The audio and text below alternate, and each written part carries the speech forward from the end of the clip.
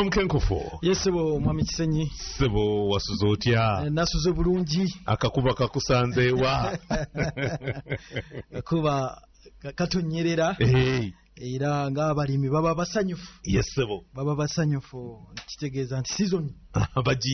bagiyingidde. Yes sebo. N'abakwasi b'ensenyi nabo bwe batyo. Lwakuba nti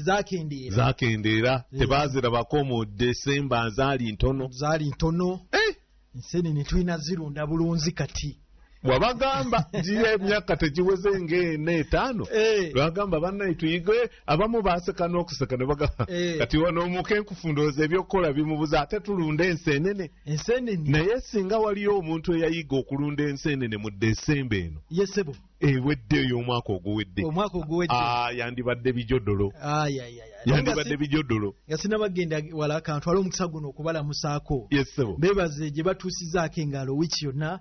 Okuva ku Lwokubiri oluwedde okutuuka ku Lwokubiri lwa leero. Omukenkufu Nyanzi Julius nze ndi mu studio ya Kaboozi era nze akulamusaako.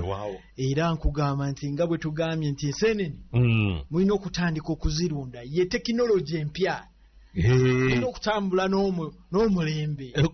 Kati olaba ekiri e Iraq. Mu Qatar yonna eyo United Arab Emirates lutalo lwereere. Luli nti sindikayo abasajja bo 10,000 lwa mu bbanga. Tekinologi. Space. Awamba obwengula. Ekirimaanyi. Nabagamba wano nimbagamba nti abasajja mu ddakiika 4 baba bamaze okutalaka ensi yonna nga bagirabye mu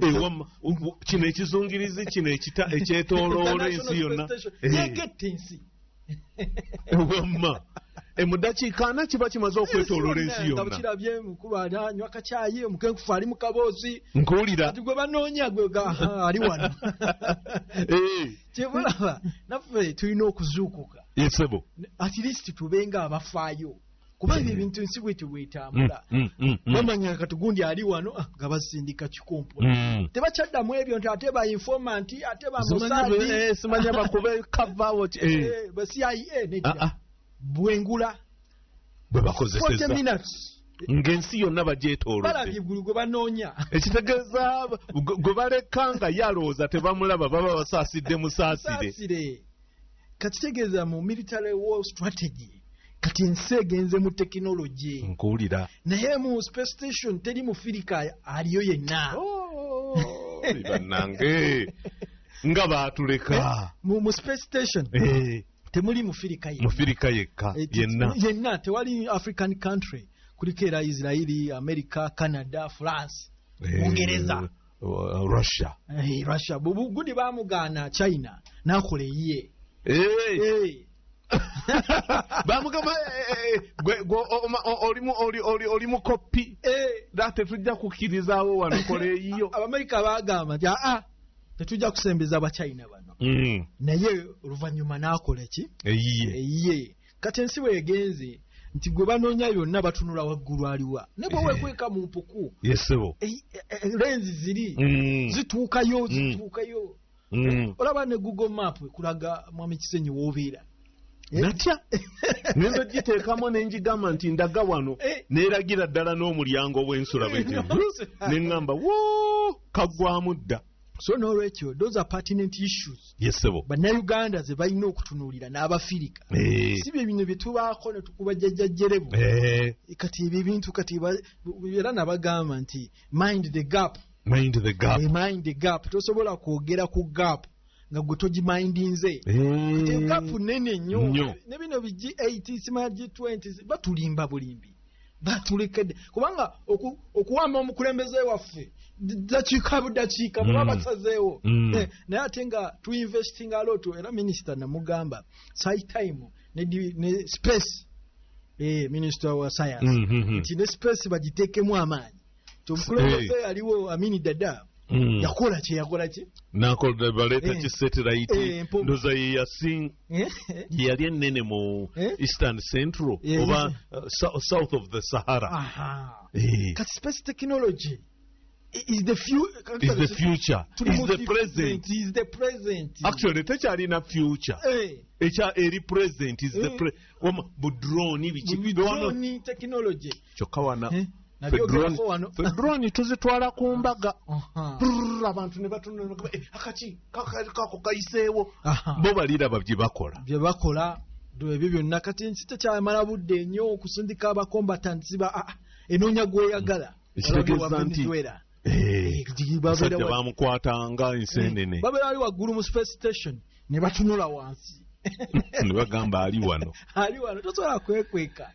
ekitegeeza nti kati naffe wano mu Uganda twandibadde tutakula mitwe ne tugamba nti gundi ya tekinologi ne engineering mutandike okulaba obwengula buno biki bye twetaaga okubongeramu. Astronomy yandibadde kati ye course eri Makerere University. Njogera Makerere kubanga gyemanyi era nabadde ne conference ya United Nations kulokuna nabadde njogera eri abantu mu nsi yonna naye nasinzidde wano twayabadde online ne physical embassies zonna zabadde yawo ku Protea Hotel nabawadde public speech era nembagamba nti ffe bana science obuzibu tuyina twagala kuwandiika buwandiisi abaffe wano naye singa tuteeka mu nkola ebintu bye tuwandiika naye otakoma biwandiika buwandiika n'obiteeka mu nkola singa tuli wala ate ne tulina okutambula n'omulembe kati omulembe gubanga space kati because meka is related to space university zaffe tezisomesa ate obazirya onondoza ne space science tetumusoma tewali naye kati America ekulaze ne Israel nti dakiika budakiika ekukima nga ate go investing the billions and billions of money mu bafutu soldier wandibadde oba olina okulaba engeri gy'obakendeza n'oyongera mu technology AI information oyo tugiyita industry 4.0 kati yeriwo mu butuufu mu bintu byonna olaba kati America mweyagalira mweragira amaanyi era kasite gamba nja kukimusula teweebatse esobola tetagana kulumba airport esima walinga destabilizing network yamu wali ng'eyingira mu system nga bakukima so ne abaana baffe ne rojeyo wali naye tulina kati okutandika okufuna priorities mu bintu byonna kuba kati olaba kati ng'ekyensenene kye tutandikidde kati ensenene kyekiwuka ekyangu okulunda naye emyaka gyonna Uganda tukyali dependinga ku nature ne Masaka yennyini eyali yagamba nti ensenene ziva Masaka teri n'omu yali alowoozezzaako nti naye sisobola kuzirunda era bw'oleeta okuzirunda nga bakuyita omulalu olaba tebamanyi na gye ziva bw'obuuza omu yagamba mbu zirabika ziva mu nnyanja abamu ne bagamba ziva ku mwezi kubanga bwe ziba zigira oziraba zibuuka waggulu eri omwezi nga gwase lwe zirabika. Ensenene ziva Kalahari Desert eri mu Southern Africa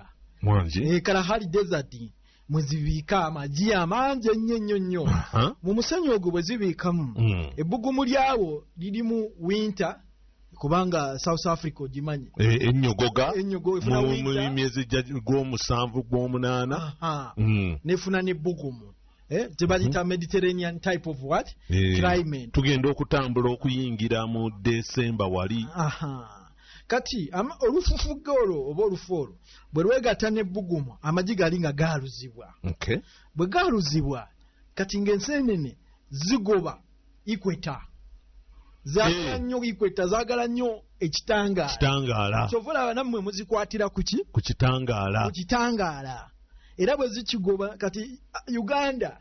ye center ye ikweta gwe mukululo ogw'ensi yonna ye ku wakati awali amazzi obuweweevu n'ekitangaala ekimala n'emiddo ne byonna kati ensala bwe zituuka awo nga zigwa e Masaka along the equatorial axis nga zigwawo bwe zigwawo nga muzikwata bwe mumala ozikwata nga mukuba mu ngalo nga mwebaza Katonda naye nga ziba zivudde Kalahari eri Namibia Namibia yetuwa ensenene zifeeyo kati bo tebazifuna kubanga tezisobola zibuuka bubuusi zigoba kitangaala era bwe zituuka wano ne zigwa ku equatorial axis oba equator kyova kuba Masaka eri gemakkati g'ensi kati filosofe ey'omwoyo tusobola omukozesa okuzironda kati enseenene zirya nnyo omuddo naddala olulimi oluto young shoots kati bw'ofuna kasooli obukoola obuto n'omusproutinga n'oteeka mu kacupa aka giraasi n'oteekamu zimulya zirya nnyo elephant grass elephant grass ebisagazi zaagala nnyo proteins ekyokulya ekya protein kati nga soya zaagala nnyo soya kati soya ate soya protein oyo omanyi zirimu cannibalism zeerya kati zisobola okujja ne zirya obwana n'amagi ne zeerumaluma era ogenda okulaba enseenene bwe muba muzikutte ng'ezimu tezirina maaso zeerumyerumye ebibuto baabiridde kati eba protein deficiency kati tuteekamu soya tukuba soya kawunga ne tuziteera ku kasoosa ne zirya awo ziba tezijja kweruma musiikako soya okusooka si musiika ngaabwe sinini bitatekalimu ali mu bantu soya bwe mukuba obuwunga bwayo bwenteekako bwenteekako era bw'okola akayumba oba keegi kati oddira obusoosa oba obupuleeti n'oteekako akawunga ka soya kati n'ofuna ebicupa ebya glaasi bijaazi obitegeera bulungi oba glaasi zennyini n'oteekamu omuddo ebisagazo ebyo ebito kasooli oyo sproutings then ku makya olina okukeera n'ofuuwamu kano akabomba k'omukono kuba enseenene bw'oziteekeramu amazzi zifa zisiza mu kibuto katuteekako kapamba zinywa nnyo amazzi zaagala nnyo amazzi okwekudduka okuva eri zijje enoleke Victoria ewali amazzi oluweweevu suulwe ku bikoola kati era tukuteekamu kapamba onooba ng'ofuuwako amazzi zinywera okwo mpolampola zireme kuba submerged zireme kubbira oba bw'oteekamu kijja ky'amazzi ziba zijja kufa kati okwofuuwa ne ku muddo n'ofuuwako era mu bisubi ebyo by'otaddemu n'ebisagazi mwe zibiika enseenene erina omukira yenkazi ate enseenene talina mukira it is the opposite of human beings amagi gwe gayiringitira olukira lwekozesa okukweka amagi okugakweka mu musenyu muli bwetuuka okugabiika ebiika mu musenyu muli ekozesa olwo kati naffe tusobola okukozesa omusenyu lwakuba nti omusenyu ate guba mungi gwoba weetaaga kati ate gujja kuba gusumbuwa ekiyumba guba gukaza kubanga zeetaaga nnyo humidity zeetaaga nnyo oluzi oluweweevu katuteekamu bisagazi mwe zibiika mu bisagazi omwo ne ziteekamu olukira ne zibiikamu era amagi gaazo galinga ga biku gafaananira ddala ali alabye ku biku naye ebyo abantu bw'oyogera ku kikumpulira n'ennyindo ensiiwa kati ensene zibiikanga ekiku zibiika layini bwetyo magi mangi ensene emu eyinza okubiika amagi nga 100 ku mutwalo tuvulaba ziba nnyingi era bwe zimala okubiika gw'ojjayo akasagazi ako n'okateeka mu jaaga jaaga n'ogibikkako kati oba ofuna fulasika eno ng'eriko ekisaanikira kati n'oteeka abantu awali warm place kubanga heat yeyamba mu hatching kati era olugira ku makya okeera n'ofuuwaka otuzi tutono ku kasagazi kali amagi galeme ku dryinga galeme ku ekkala era mu nnaku 7 enseenene ziba zaaluziddwa olimba mu nnaku 7 mba n'enseenene obwaluza buba bufaanana butya bubanga obuyenje obuto obuyenje obuto bwakaluzi awo kati nabo bo bugenderawo okukulya soyooli kati bwo buba bukyanywa ku mazzi gano ebuwe nga bwolaba era omwana tomutandikiza ku solid food osooka muwa amata era kati osigala ofuuwamu era n'oteekamu ne kapamba kapamba naye nga kali sterilized kubanga zirwala nnyo nazo zifuna viral infection kitegeeza byemba nkozesa nina okuba nabisanitizinze bulungi buli kimu kyonna kabomba mazzi gano tomala gajja wonna w'oyagala kyekyo kati era oteekamu akapamba ne zinywa ku mazzi ago ne zikula ne zifuna ebyoya oba wings bwe zifuna ebiwawaatiro ng'ozikyusa ng'ozizza mu keegi ng'ozijja mu fulasika ng'ozizza mu keegi oba mu container nga zitandika kulya muddo na soya as simple as that wangi entomology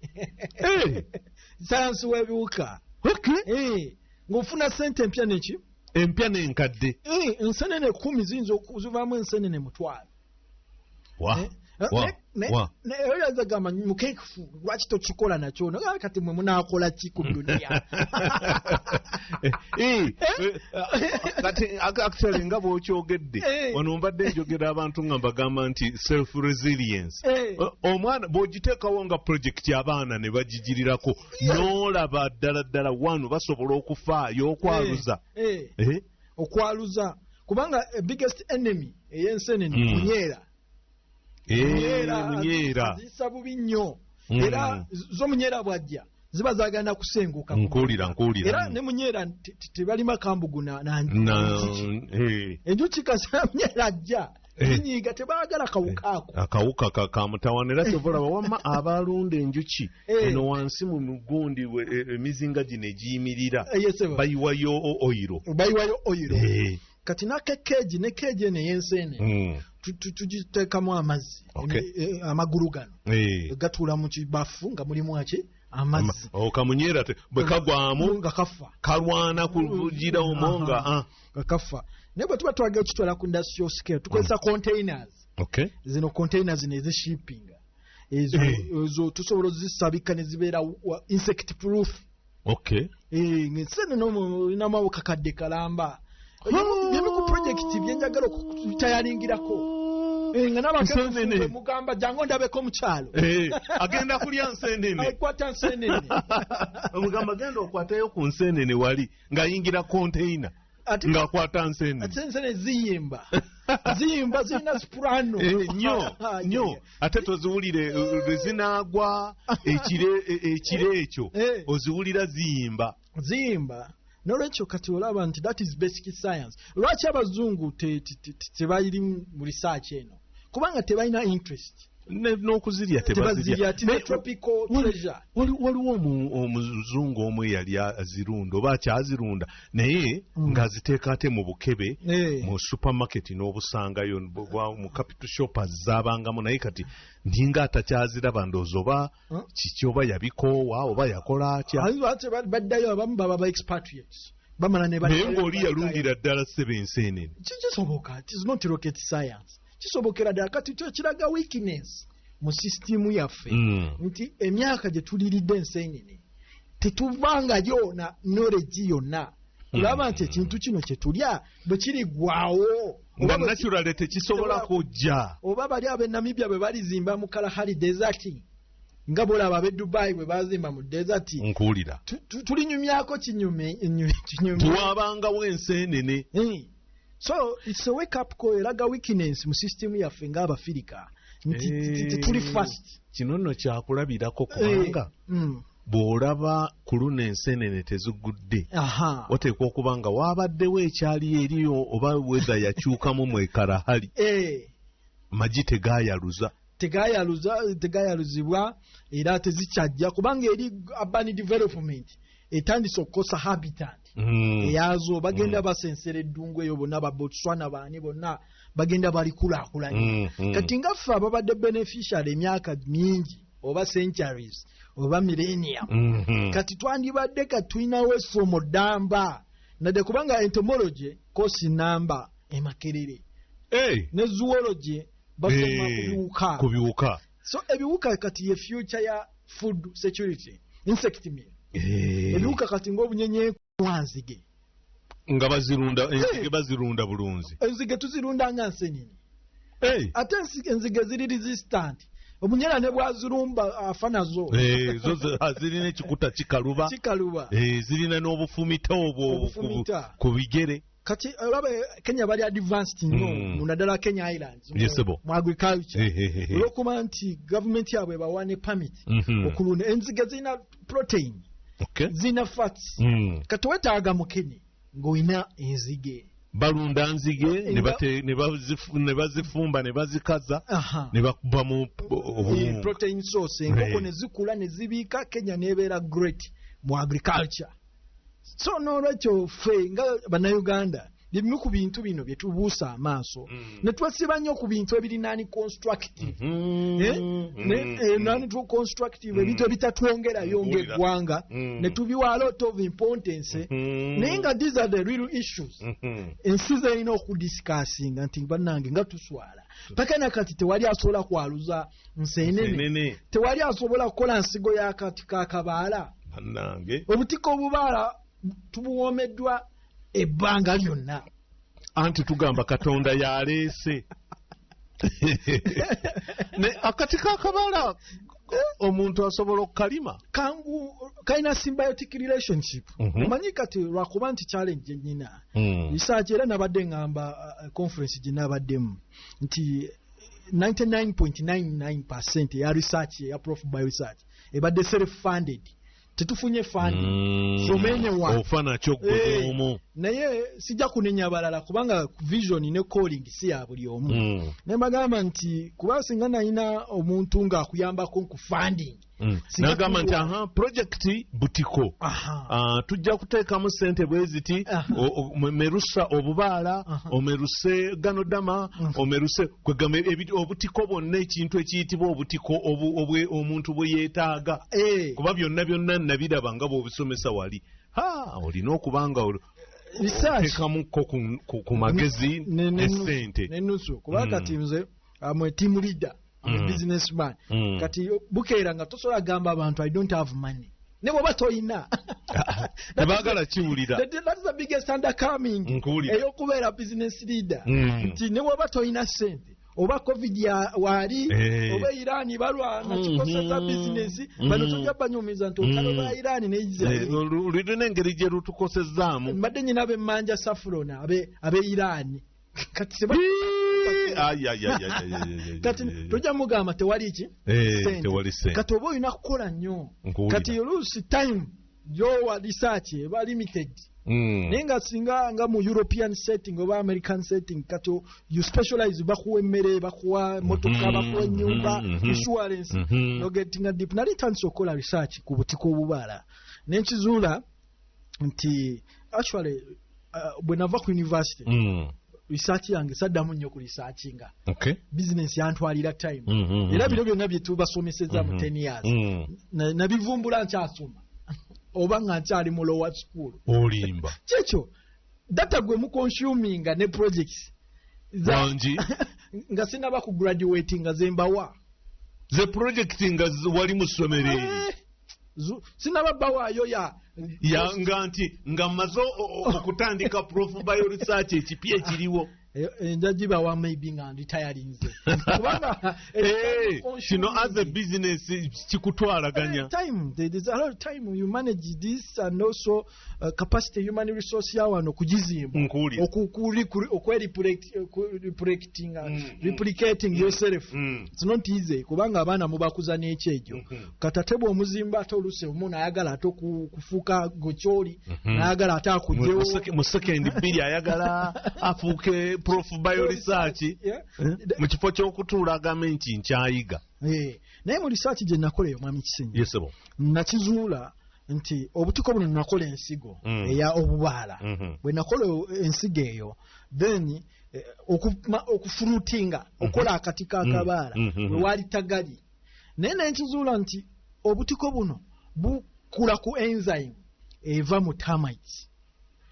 enzyme eyo kati wangi kyebuva bubeere nnyo ku kiswa ettaka ly'ekiswa mulimu enzyme obubi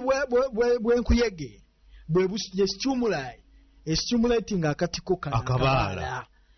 kati obubi obwo enzyme eyo kati nayo najja isolatinga which needed a lot of funding ate nga waliwo other waliwo ebirala ebyetaaga kubanga kati nsi esobola okuwuliriza by then nga webagamba I needed some money nakubulira ne ku proposal yange aba finance bwe bagisula mu kasero noddayo n'ogisanga mu kasero n'ogamba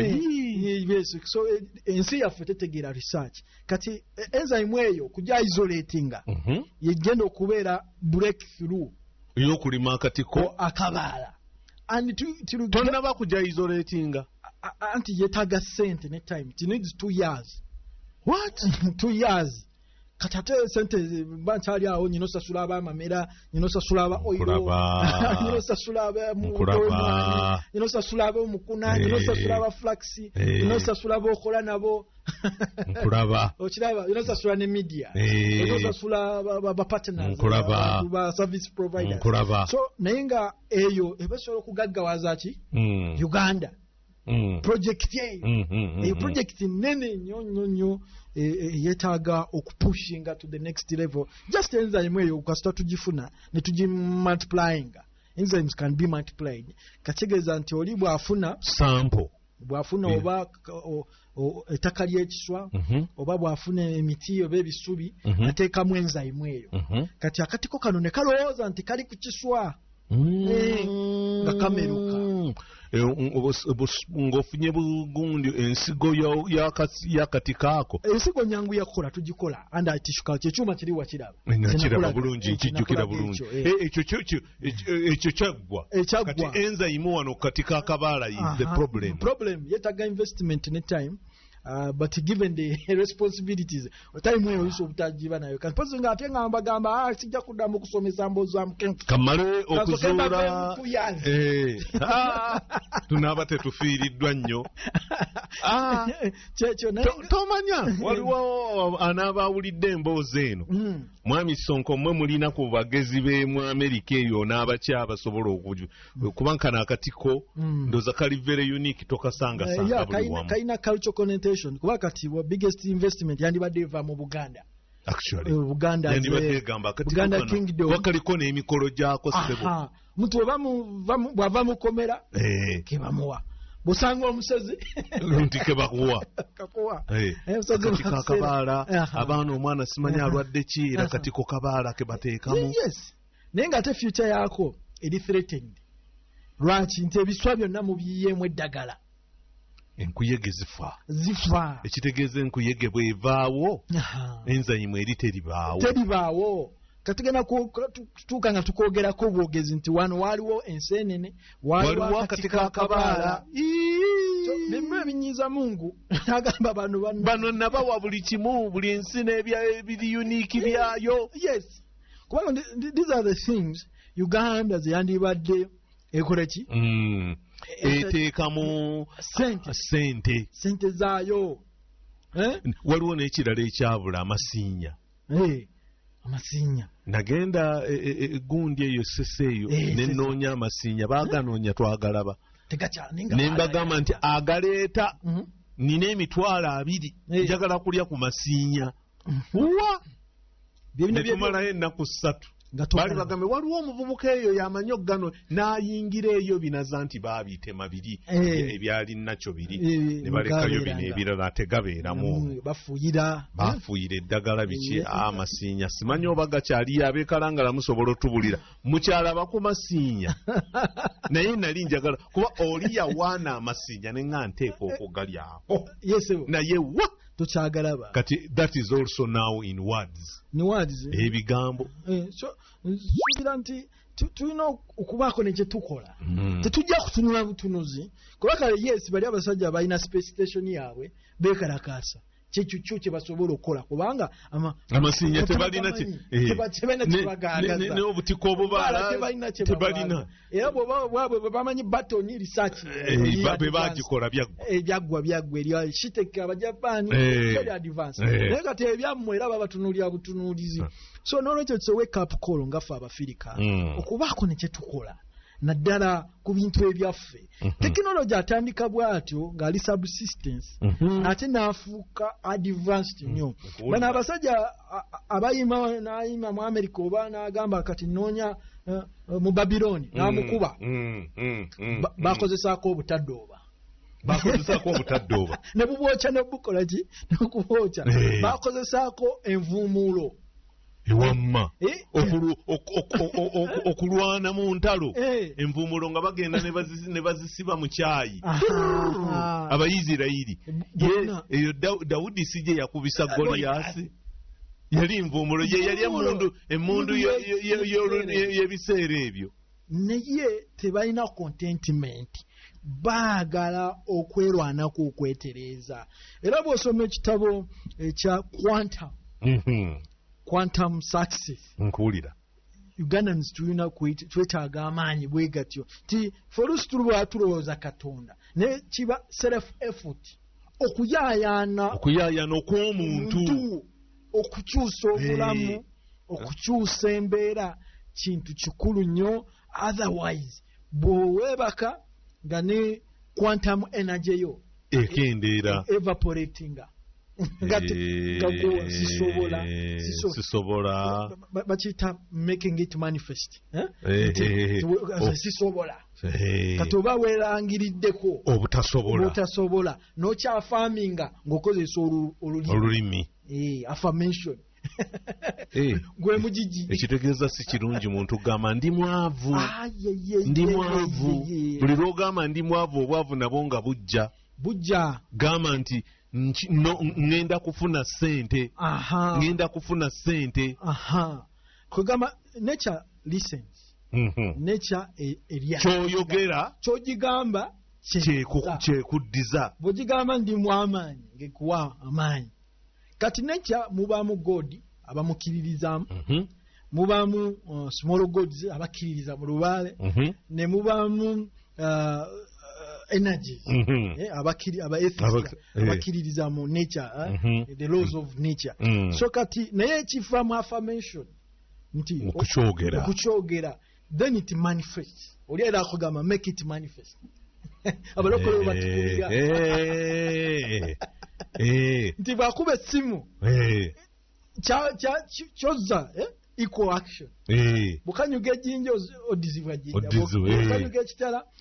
oddizibwa kitala, bukanyuga obutasobola era oddizibwa butasobola, okanyuga obuwanguzi ofuna buwanguzi. Quantum science tetumusoma naye it is very very important, is the basis of faith ne gundi eno gye tutalaba spiritual world gye tutalaba. So katulina inferiority complex zitulaba tetusobola abazungu yakisobola abazungu baatuleka akonze sikyayagala nakwogera mbu abazungu baatuleka era bw'ogamba nti abazungu gama abazungu bandeka si buli omuntu bamuleka naye nga bwe kityo bwe kitama naye twebebaza mwenna omanyi tutandikidde eyo okugongera okugira naye era nga tuli ku biwuka ebiwuka kati ebyo ebiwuka ebirungi bye twetaaga naye ebiwuka ebibi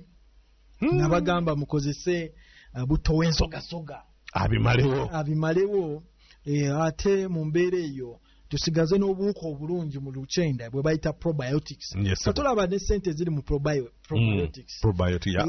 probiotics ezo katolaba nti ezo nayo business y'amaanyi. Abalasha balaze nti bw'oba olina probiotics tosobola kufuna cancer cells. Russia more latest classified information. Bulijjo njogera probiotics wano ndi mu kwogera kikolo kitangira cancer. Mayika Abalasha bakoze nnyo research ku cancer. Naye ne bakizuula nti bw'omuntu alina probiotics oba obuwuka obulungi mu lubuto kati obuwuka obulungi buttibwa kawuka kabi H. pylori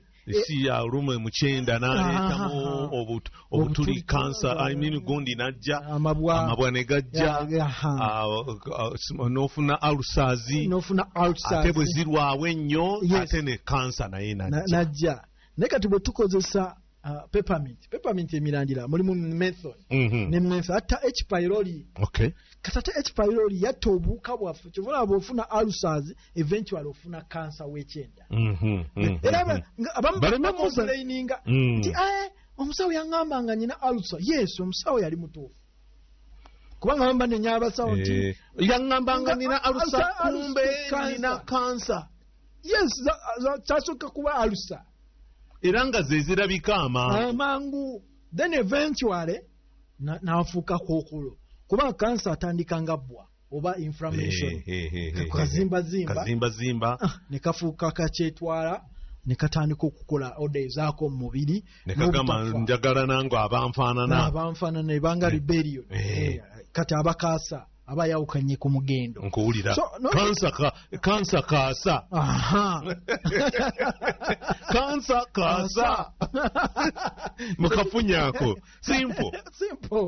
kaasa yennyini ebintu ebino bye bakiyita doctrine of sigirita kolaba neyafuna erinnya erya kaasa badde ate sikirowoozanga komaze kyogera kubanga naye bwe yeeyisa nga bwe yeeyisa ava ku mugendo n'atandika okuluma buli kimu ate kiba kiwunya kyamutawaana ekyo kikaasa era ne kansa ava ku mugendo n'ava mu lubuto n'agenda mu mawuggwe n'agenda mu lymphatic ensanjabavu n'aleeta obuzibu naye katolaba nti H pylori yayongedde yesebo nabagamba nti H pylori atambulira kati malusu malusu ekitegeeza ono bw'aluma ku muyembe naawe n'akuwa n'oluma ku muyembe nga yabadde ne H pylori kyangu nnyo okumufuna ebisolo kapa ezo nazo zitambuza akawuka ak'eki pylori kapa eyo kubanga erya ku nnyama gy'oliddeko n'ogisiiga naye ate nekomba mu sowaani nekuddiza ng'ekubisiza munyo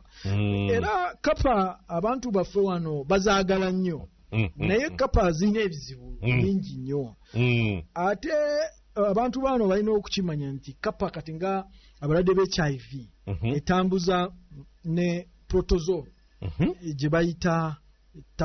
toxoplasmosis bulwadde bulumba nnyo abalina HIV n'ab'embuto walinga immunity era abantu abalina kapa bagwa nnyo ku ndiri bw'aba alina HIV kubanga eyo infection compromisinga immunity abasirikale abo bonna tebaddamu kukola opportunistic diseases ne zikuba kati AIDS so leading to AIDS omanyi olina osobola okuba ne HIV nga tolina AIDS kati AIDS yatta AIDS obulwadde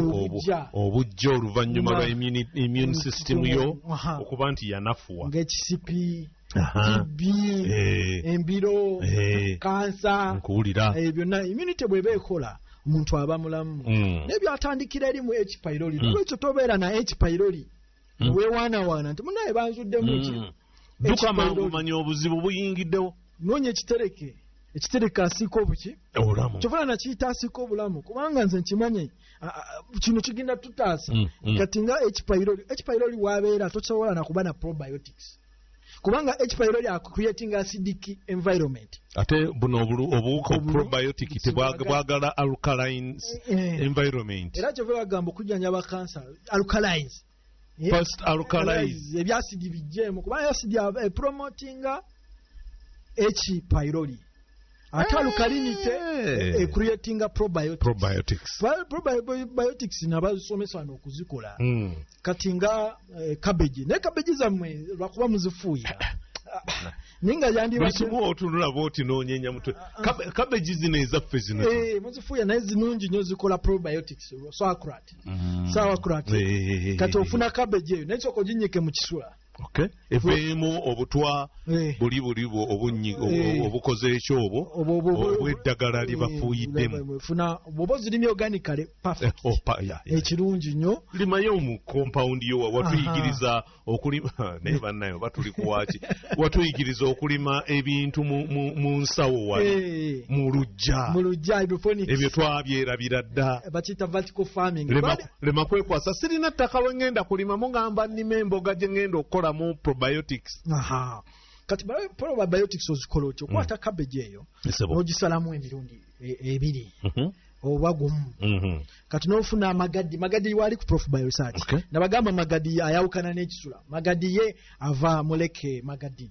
kati funa kijiiko magadi ewe Kenya magadi tekifaanana na kisula kubanga mu babadde balowooza ekisula ne magadi byebimu kati ekisula ekyayino kirinamu a lot of sodium sodium carbonate sodium carbonate naye ate magadi ayina silicates ate nga silicates ziyamba calcium okukola magnesium okukola so katufuna magadi netuteeka ekijiiko mu lita ey'amazzi amafumbe ekijiiko kimu mu lita ey'amazzi amafumbe kimu netuteekamu kabeji yaffe nga ngisazeemu kati tuli mukola probiotics ngulira kati ejasikamu obutwa kubanga most chemicals are acidic ate magadi ali aire alkaline kivula abawunya bangi nya abalusa abalina bloating abalina ebizibu magadi oyo nsobola kumuteeka mu mazzi genywa bulungi nnyo ta raising sodium mu mubiri tasi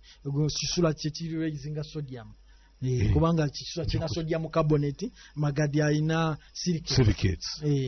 kati nyike dakiika 2 bwomala okunyika eddakiika 2 jamu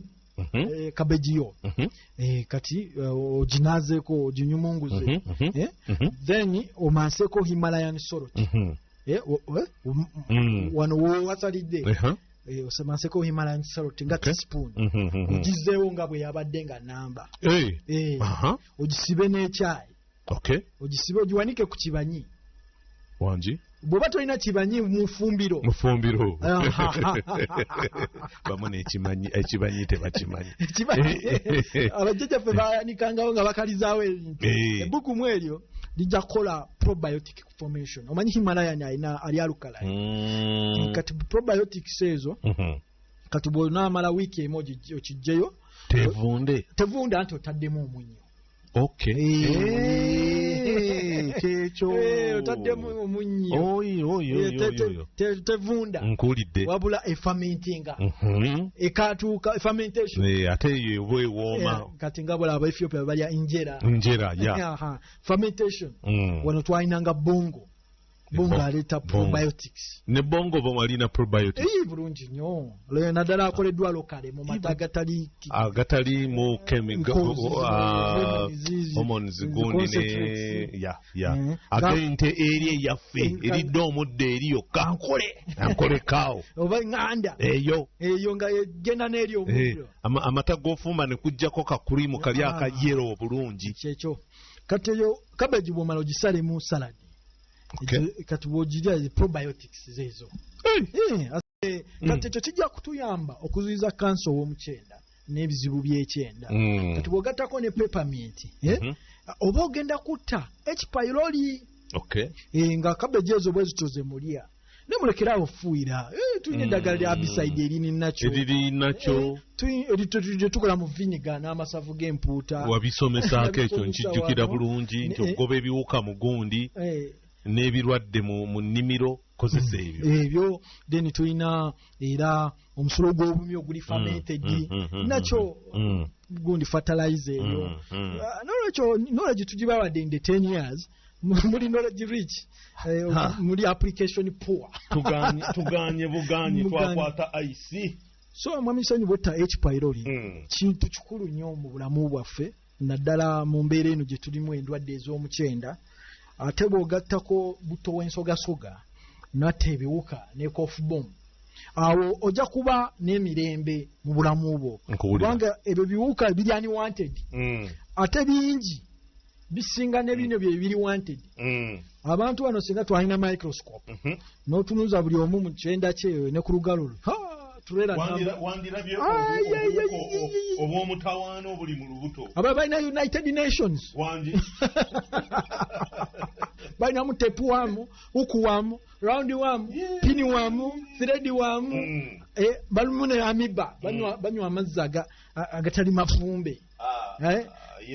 kati twetaaga ekitereka asiika obuki obulamu tulwanyisa ebiwuka ebyo bye tuteetaaga ebiwuka bwokka bwe weetaaga H. pylori amala gundi probiotics naye enfaana ne H. pylori biwambye olubuto lwaffe biwambye ekyenda naye agenda obisesebbula si mulala mizero yabyo cough bomb ne castor oil ne peppermint tea peppermint tea yetta akalika H pylori then cough bomb ne castor oil ne bitta enfaana zonna n'amazi gaazo enfaana n'amagi ago kuba amagi ago gaddamu ne gaaluzibwa nga bwe nkubulidde amagi g'ensene kati ekiwuka ekimu kiyinza okubikamu amagi nga 100 kitegeeza abamu atambula factory ya biwuka byanfaana side effects ez'ebiwuka w'olabira kwetakula buli wonaaba amazzi ne gakusiiwa n'otuuyana ne weetakula ekyo kiraga biki biwuka okwagala okusesemasesema gundi meme kusindukirira anti biba bivaayo nga bikomawo eno mulago biba binoonya kyakulya ne bigamba katwambukekayo mu kamwa bugenda okutuuka nga tebalaba kasita biyita ku pyloric sphincter ng'owulira oyagala kusesema okugaaya amannyo kisanya biwuka kwegaya kubanga bigenda mu bibuno kati bigenda mu bibuno kati omuntu n'ayagala akigaaye wanga bugamba kigaaye kitte naye nga kyogaaya kiri mu kibuno n'onyoola amannyo biwuka abantu baffe abasiibwa amatu nga temuli wakisi omuntu n'abeerawo n'obuti n'afumita yeddwamu awoza kimu bannange nze nga amatu gansiiwa biba biwuka bwo era bw'onaabitta tojja kusigaza buzibu obwo abantu baffe abalina obuzibu obw'okugenda emmanju ne balaba ku musaayi kati tuligamba alusa zittuse ekyamazima nti era ebiwuka bikubako ebiwundu 9 kati bwe bikubawo ne bisimawo ozirabanga blood deposits bw'ogenda emmanju ogenda olaba bannange ebiwuka bino ate abasinga baba tebabimanya gamba abanaye alusa zittuse ng'anoonya alusa kits naye bw'odiwaminga ebiwuka oba obikoze eki oba obigobye n'olwekyo ebiwuka ye mulabe waffe asinga era tulwane nga tukozesa castor oil ne cough bomb kubanga n'omwana asoma bimulemesa okutuula omwana n'abanga tatereera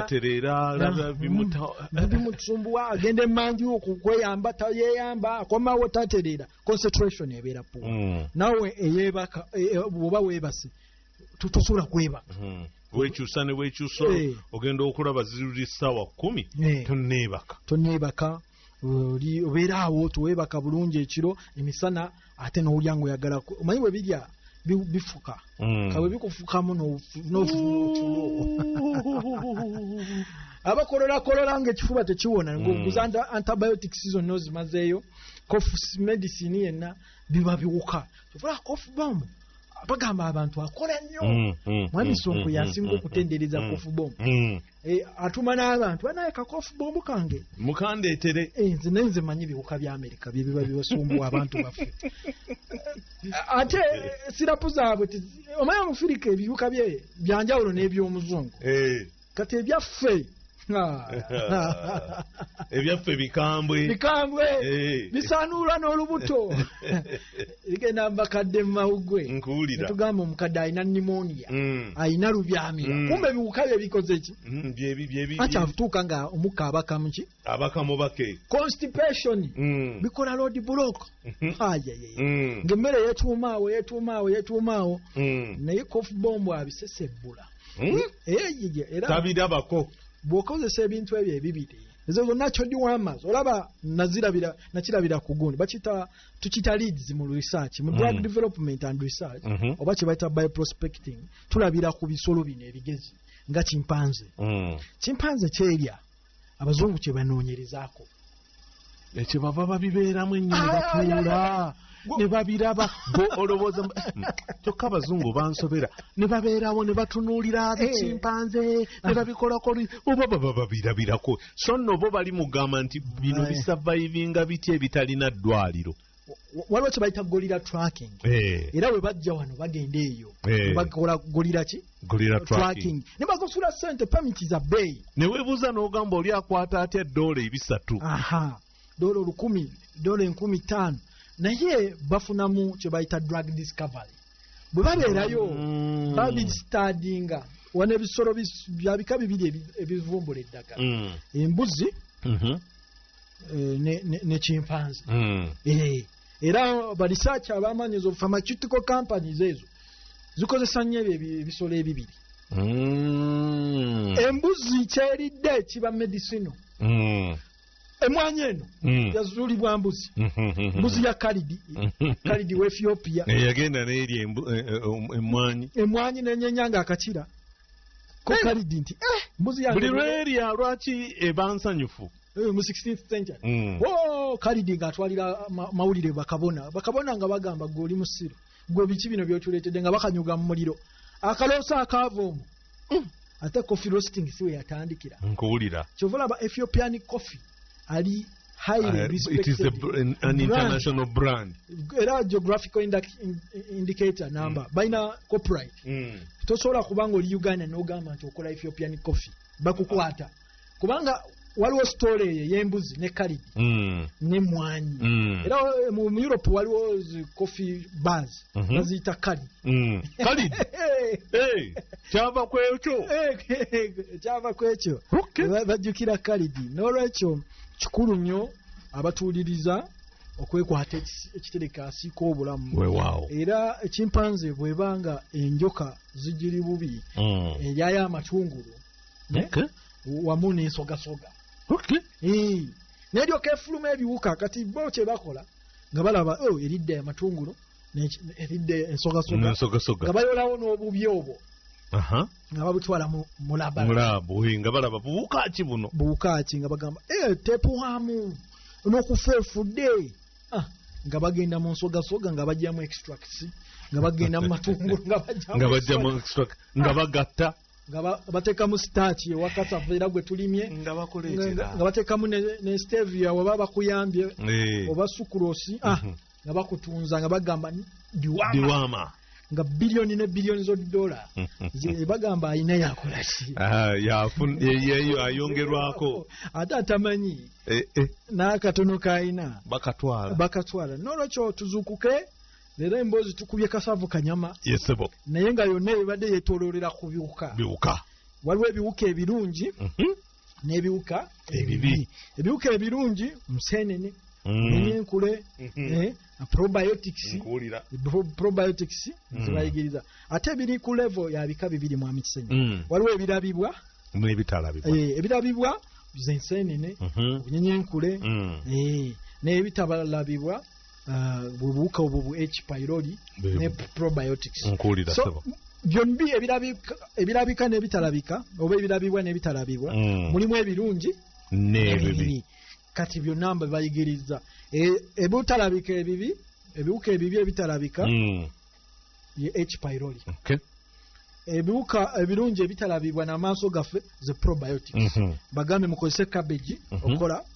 probiotics ate okutta H pylori mukozese peppermint root tea oba omuwalabu gwayita nana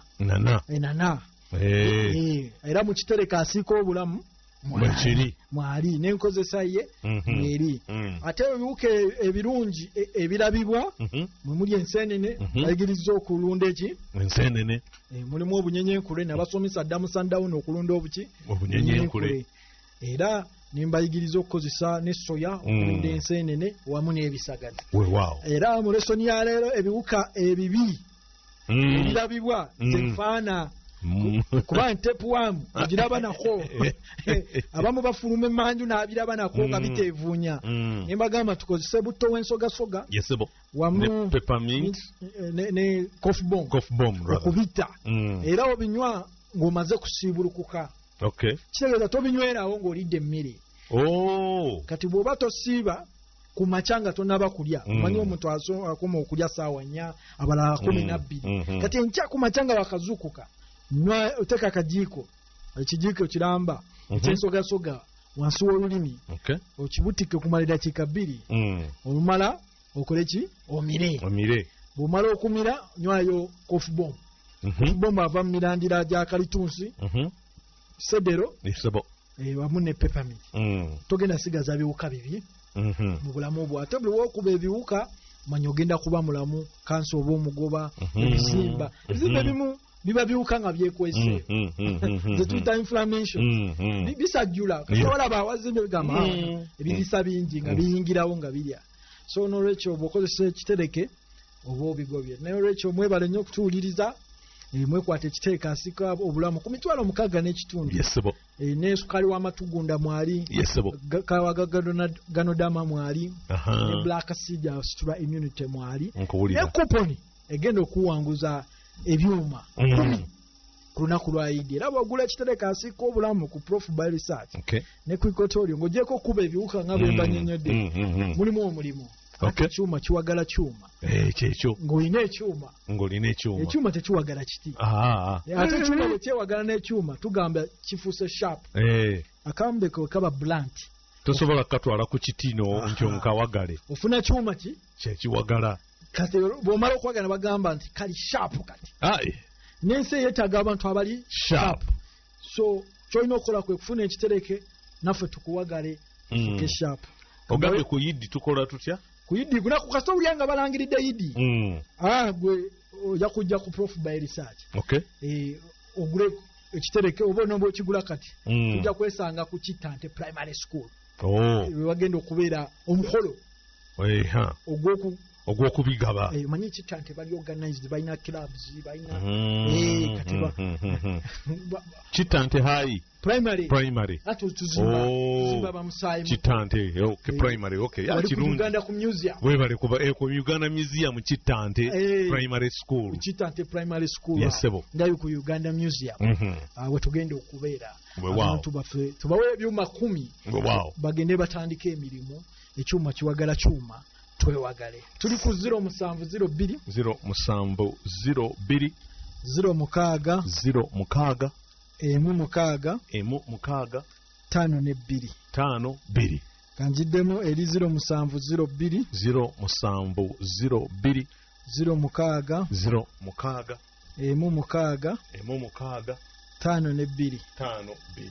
ne MTN eri 0779 5 5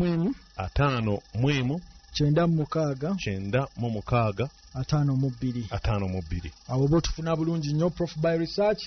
asika obulamu tasa kuno so wefunire ekitereke osobola okusigaza obuuka obulungi obwa probiotics ne obulamu bweyagaza webale nnyo kutusuubuliriza musigaye nga muwuliriza Kalasamayansi kale sebo webale nnyo webalire dda bwe tutyomboza era tujja kuba tujongerako tolinda golokokerawo